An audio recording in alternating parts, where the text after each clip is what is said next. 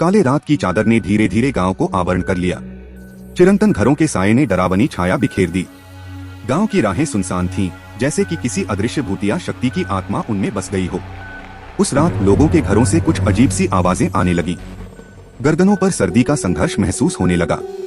एक दर्जी की ध्वनि, जो कांपते हुए हाथों से अपने घर की दरवाजा की ओर बढ़ रही थी, उसने गांव में एक अजीबोगरीब अराजकता का आवेग बिखेर दिया। अंधेरे में एक गहरी आवाज सुनाई दी, एक डरावनी हंसी, जैसे कि किसी अनजाने का स्वागत हो रहा हो। लोगों के हृदय में घबराहट की आहट फैल गई।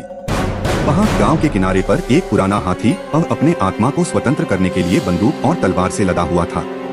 उसकी निशानेबाजी ने गांव वालों को हिला दिया।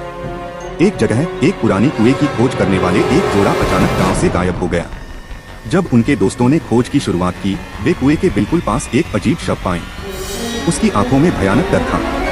उसके होंठ जम चुके थे, जैसे कोई भयानक राज हमेशा के लिए चुप कर गया हो। गांव वाले उस अद्भुत दरिया की ओर दौड़ गए, जहां वे उस पुराने हाथी को पाए। लेकिन उन्होंने कुछ देखा जो उन्हें विश्वास में नहीं आया।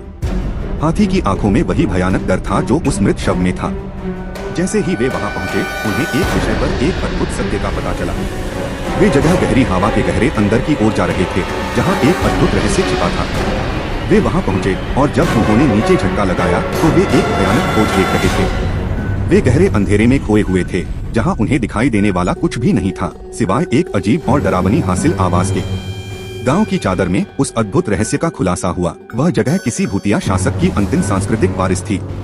वे लोग उस रहस्यमय अंधेरे में गिर गए और अब वहां से कोई वापस नहीं आया। गांव के बाहर एक गहरी रात आंधियों के साथ आई। धीरे धीरे गांव की ध्वनि गायब हो गई। केवल अंधेरे में घूमती हुई अज्ञात आवाजें थीं, जो किसी अनजाने के बगैर गांव के अंदर के रहस्य को चुप नहीं करने देने